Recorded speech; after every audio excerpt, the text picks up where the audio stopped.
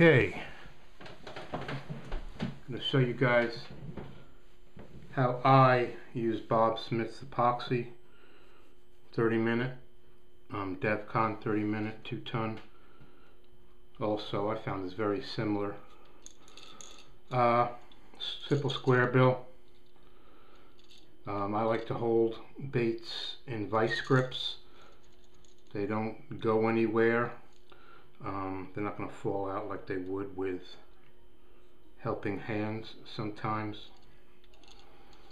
Things you need, definitely to me most important is a digital scale. This is a cheap one from eBay, AWS. I keep it on the gram scale. A plastic cup. I've reused a plastic cup over and over. Seems to be fine.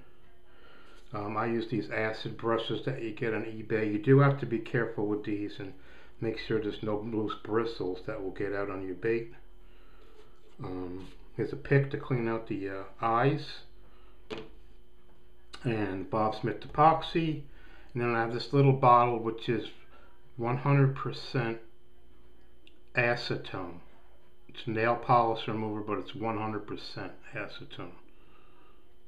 No additives, no artificial flavoring or colors. Okay, first off, let's turn the scale on with the cup on so that it zeroes out. I have this on a gram scale. Make sure your epoxy is at least room temperature, 70 degrees, 75 or so. It flows better. Hopefully you could see this and I'm not wasting my time.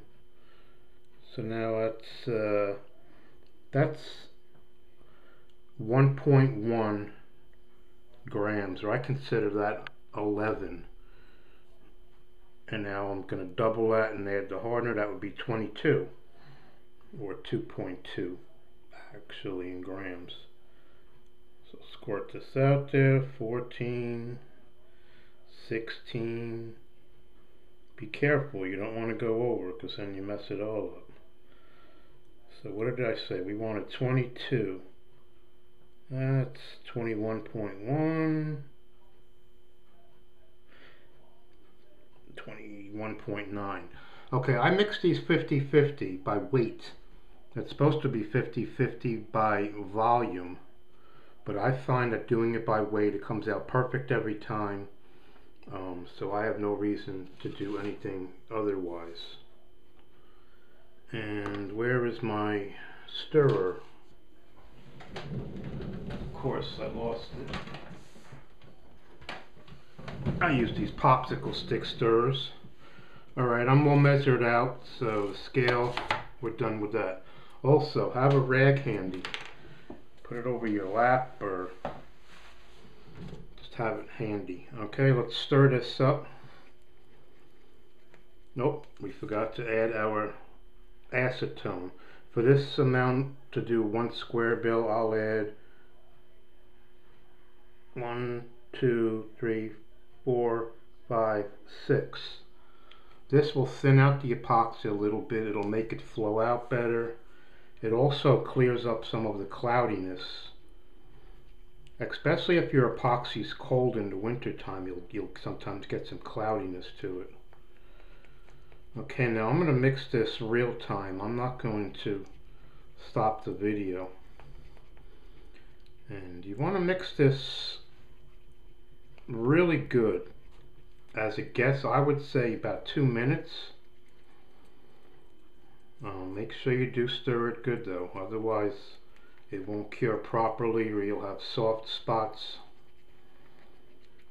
So we'll just keep going here. You guys can time me if you want, because like I say, I do it by approximation, but basically I stir it and then I'll stir it a little more just to make sure. Get it all off the edges, turn your popsicle stick around. I don't really seem to get any micro bubbles doing it this way. So we're going to keep going here.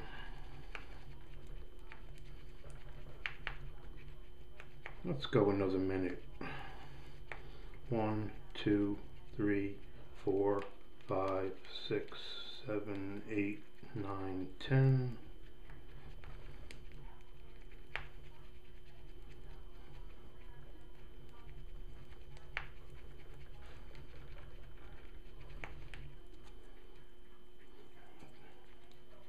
Keep going.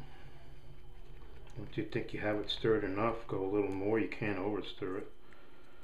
The thing with this epoxy is, even though it's 30-minute epoxy, it does start to set up rather quickly, especially when it's not flat like on a piece of cardboard. Some people measure it that way.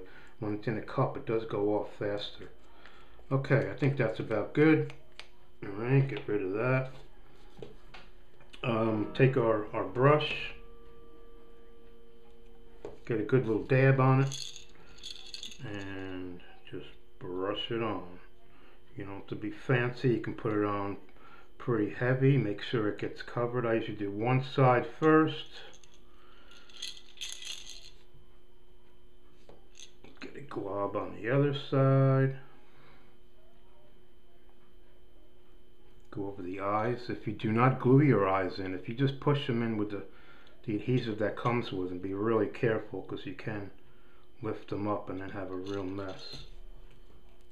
Alright, I'm just putting this on roughly right now, the back. You can put it on pretty heavy and get rid of excess later.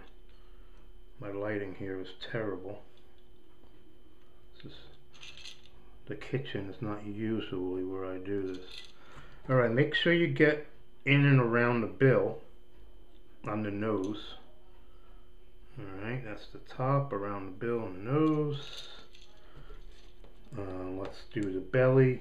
Get another nice glob of, we don't have too much epoxy left in here actually. And we're going to go and do the belly here. Also, of course, under the lip. I do not epoxy the lips. I've found that even if you scuff a lip good over time, it does tend to chip. Make sure you go around the eyelets real good. Alright, so everything's on basically now. I can see it's starting to flow out already.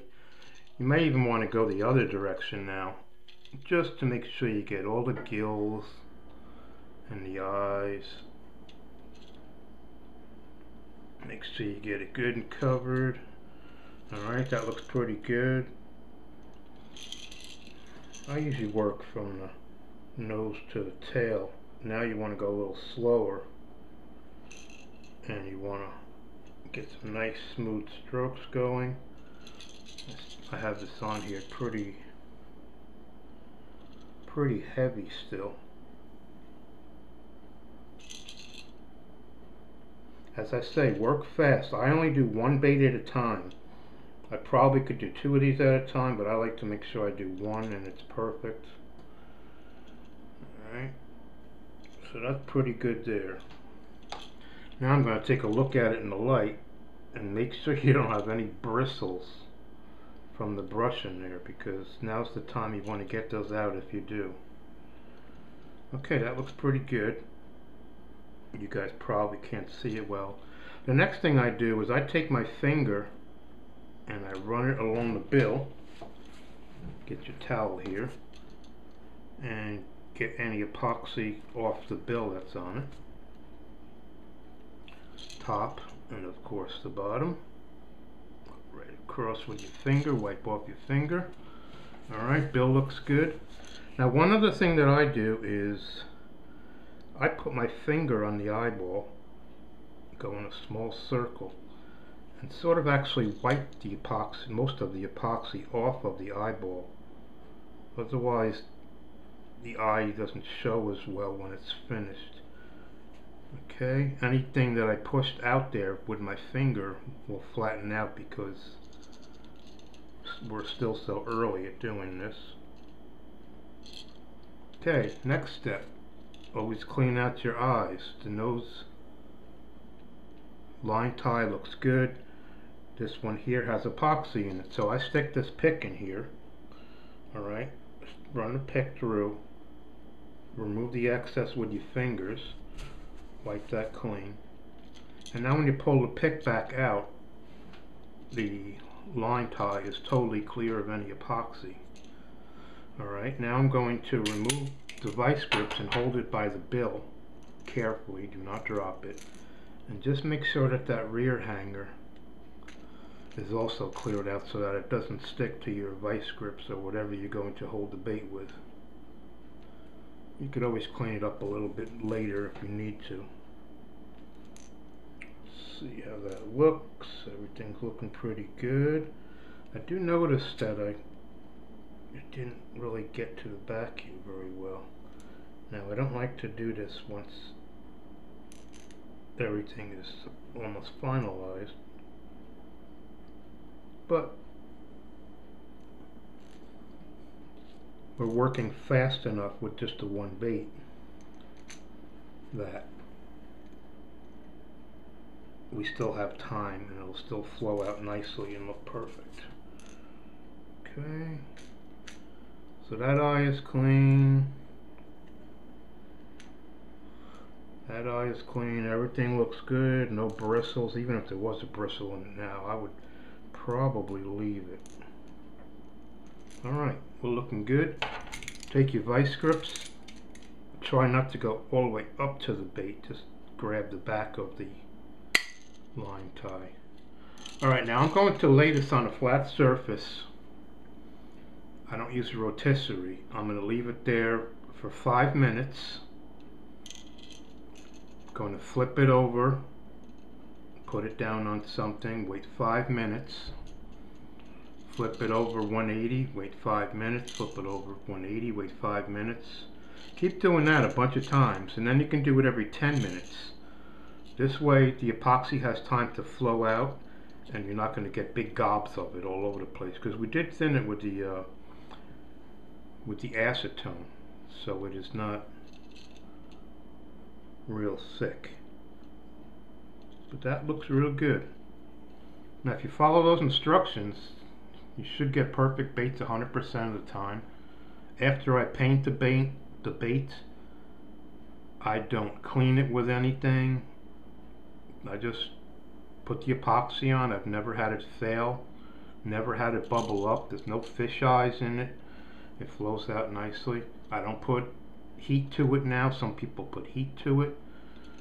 I just leave it like this, and as I said, I flip it every 5 minutes at first while it's, still pretty uncured, and then you can do it every 10 minutes or so, and then in about 2 or 3 hours it'll be cured. I wouldn't touch it, leave it overnight, but hopefully that helps you guys.